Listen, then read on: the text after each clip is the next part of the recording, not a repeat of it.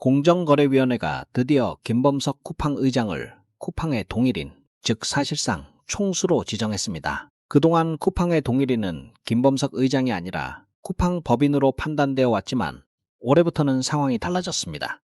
공정위가 김범석 의장을 동일인으로 지정하기로 하면서 쿠팡을 둘러싼 규제와 공시 의무는 한층 더 강해질 전망입니다. 이번 결정의 핵심은 단순히 이름 하나가 바뀐 것이 아닙니다. 앞으로 김범석 의장을 포함해 사촌 이내 혈족, 삼촌 이내 인척의 주식 보유 현황과 거래 내역까지 공시 대상에 포함될 수 있습니다. 또한 관련 회사들은 사익 편취 규제의 적용을 받을 가능성이 커졌습니다. 그동안 쿠팡은 미국 법인을 중심으로 한 지배 구조를 내세워 국내 규제 논란에서 비교적 거리를 둔다는 평가를 받아왔습니다. 하지만 이번 공정위 결정은 더 이상 국내법의 감시망을 쉽게 피해가기 어렵다는 신호로 해석됩니다.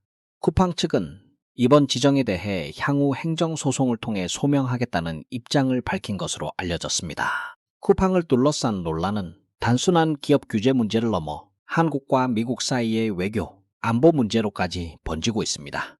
특히 쿠팡 개인정보 유출 수사와 관련해 미국 의회가 우리 정부의 대응에 문제를 제기한 가운데 민주당 등 범여권 의원 약 90여 명은 미국 대사관에 항해 서한을 보낸 것으로 전해졌습니다. 이들은 우리 사법 주권을 침해할 수 있는 문제라며 강하게 비판했습니다. 이런 가운데 정치권의 또 다른 관심은 평택을로 향하고 있습니다. 김용남 후보는 자신의 페이스북을 통해 이재명 정부의 김용남, 평택을 공천이라는 메시지를 본격적으로 내세우기 시작했습니다. 그는 여론조사 꽃의 발표 내용을 공유하며 이제 시작입니다라는 입장을 밝혔습니다. 김용남 후보는 이번 여론조사 결과를 설렘과 동시에 큰 책임감으로 받아들인다고 말했습니다. 그는 첫 항해를 시작하는 마음으로 이재명 정부와 민주당이라는 순풍의 도움을 받아 목적지까지 나아가겠다고 밝혔습니다.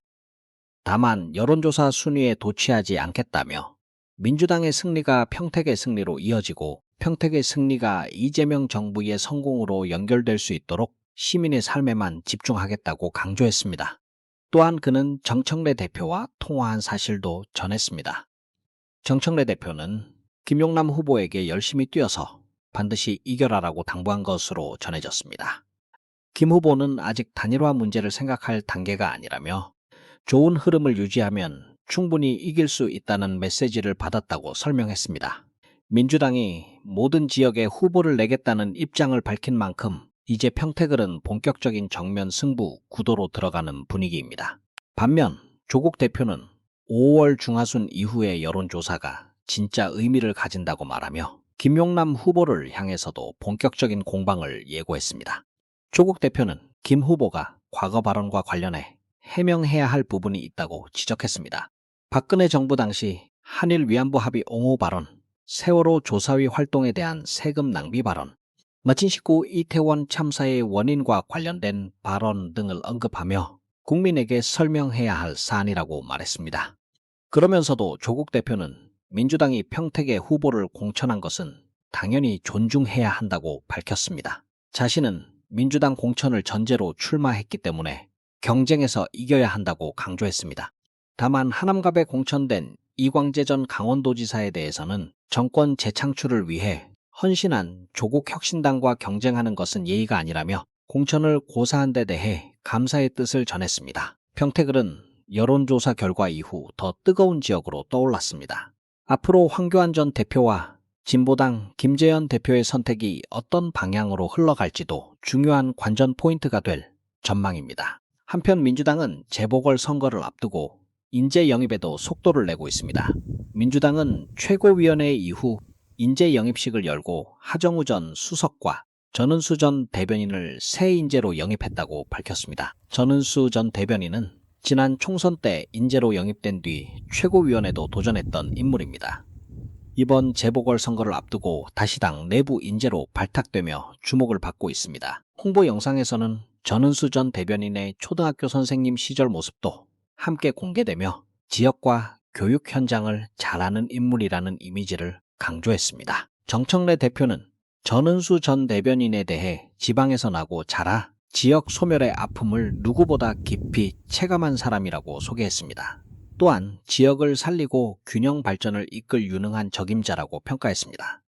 정치권에서는 전은수 전 대변인이 충남 아산을 출마할 가능성이 높다는 전망도 나오고 있습니다. 하정우 전 수석에 대해서도 민주당은 강한 기대감을 드러냈습니다. 정청래 대표는 하 전 수석을 반드시 모셔오고 싶었던 인재라고 표현했습니다. 홍보 영상 초반에는 이재명 대통령과 관련된 장면도 배치되며 하 전 수석의 정치적 상징성을 부각하는 모습이었습니다. 민주당은 울산 남갑 전태진 변호사, 하정우 전 수석, 전은수 전 대변인에 이어 30일 3차 영입 인재 발표도 예고했습니다. 3차 영입 인재로는 최근 사임한 김성범 전 해양수산부 차관이 거론되고 있습니다. 하정우 전 수석이 민주당 간판을 달고 본격적으로 등장하자 여권과 보수 진영의 반응도 빨라지고 있습니다. 조갑재 씨는 하정우 전 수석을 견제하며 출마 타이밍이 늦었다는 평가를 내놓았고, 장성철 패널은 부산 북구갑 선거와 관련해 한동훈 전 대표의 상황을 분석했습니다. 장성철 패널은 이번 부산 북구갑 선거가 단순히 한동훈 대 하정우의 싸움도 박민식과의 싸움도 아니라고 말했습니다. 결국 한동훈 본인과의 싸움, 현재의 한동훈과 미래의 한동훈이 맞붙는 구도라고 해석했습니다. 그는 부산 북구 주민들이 한동훈 전 대표에게 기대감을 가지고 있다고 주장했습니다. 이에 대해 민주당도 공식 입장을 냈습니다. 문금주 의원은 한동훈 전 대표가 선거를 오염시키고 있다며 유권자를 기만하지 말라고 비판했습니다. 민주당은 부산 보궐선거를 앞두고 한 전 대표가 대통령 선거 개입이라는 자극적인 프레임을 던지며 선거의 본질을 흐리고 있다고 지적했습니다. 민주당은 당사자가 직접 출마 경위에 대해 설명했음에도 이를 의도적으로 왜곡하는 것은 비판이 아니라 궤변이라고 주장했습니다. 결론을 미리 정해놓고 상대를 공격하기 위해 사실을 끼워 맞추는 방식은 전형적인 구태 정치라고 비판했습니다. 마지막으로 하남갑의 공천이 확정된 이광재 전 강원도지사의 입장도 주목받고 있습니다. 이광재 전 지사는 KBS 라디오에 출연해 하남 시민 입장에서 자신이 중앙 정치인으로는 알려져 있지만 지역 정치인으로는 낯설 수 있다는 질문을 받았습니다. 이에 그는 분당 바로 옆이 하남이라며 청와대와 강원도지사 그리고 국회의원을 3번 지낸 경험을 바탕으로 일을 잘할 수 있다고 답했습니다. 그는 저는 일하러 왔습니다. 실력은 이광재입니다라고 강조했습니다. 또한 추미애 의원을 만났을 때 어려운 지역이니 열심히 하라는 말을 들었다고 전했습니다. 이광재 전 지사는 결국 낮은 자세와 겸손한 태도로 현장에서 답을 찾겠다고 밝혔습니다. 반면 국민의힘에서는 친윤계 이용 의원이 여전히 표심을 다지고 있다는 이야기도 나오고 있습니다. 만약 이용 의원이 실제로 출마한다면 하남갑 선거 구도는 더욱 치열해질 가능성이 있습니다.